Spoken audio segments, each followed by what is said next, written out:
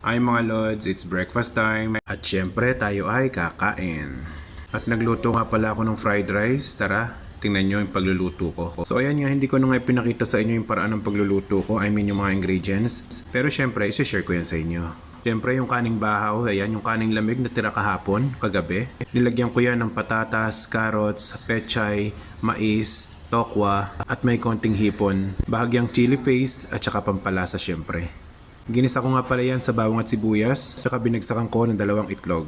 Yun lang, after gisa, halu-haluin lang hanggang sa ma-mix lahat ng ingredients. Konting patis nga pala ang inalat ko dyan. Yung fried rice na yan may kahalo rin yung brown rice. Brown rice at white rice. Ang hiwa nga pala ng patatas, ayan, pang apritada. Halu-haluin nga lang natin hanggang sa ma-mix lahat ng ingredients. Habang niluluto ko nga pala yan, kumakaway na ang aking sikmura. Aywan ko nga ba't ako'y laging nagugutom. Kaya kita nyo naman sa katawan ko.